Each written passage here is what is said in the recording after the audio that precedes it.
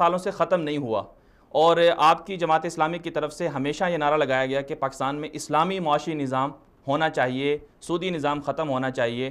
تو لوگ کہتے ہیں کہ آپ کی طرف سے کچھ باقاعدہ اس کے لیے لائحہ عمل نہیں دیا گیا، تو آپ صرف باتیں کرتے ہیں۔ تو آپ کے خیال میں معاشی بحران کے اسباب کیا ہیں، اور تحریک انصاف بھی کیا ان سے نکل پائے گی، اور آپ کے پاس کیا تجاویز ہیں کہ ہم معاشی بحران سے نکل سکیں؟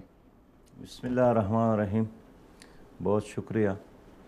پہلی بات تو یہ ہے کہ پاکستان میں نئی حکومت جب قائم ہوئی تو ہماری قوم کو بہت سارے توقعات تھیں، اور خود حکومت نے اعلان کیا کہ ہمیں 100 دن دے دے، لہٰذا 100 دن تک ہم نے ان پہ کوئی بات نہیں کی، بلکہ خود میں نے اسلام آباد میں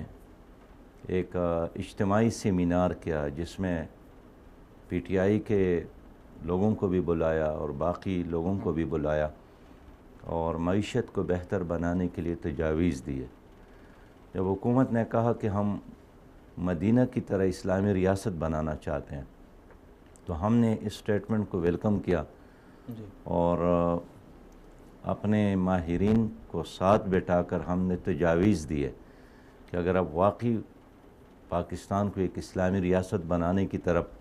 اور مدینہ کی طرح اسلامی ریاست بنانا چاہتے ہیں تو یہ ہماری تجاویز اور مشاورت ہے۔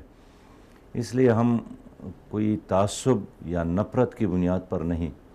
انصاف اور عدل کی بنیاد پر ہمیشہ بات بھی کرتے ہیں، اور اگر حکومت نے کوئی اچھی بات کی بھی ہے تو ہم نے برملا اس پر شاباش دی ہے۔ لیکن بدقسمتی ہے پاکستان کی اور خاص کر موجودہ حکومت کی کہ اتنے بڑے مینڈیٹ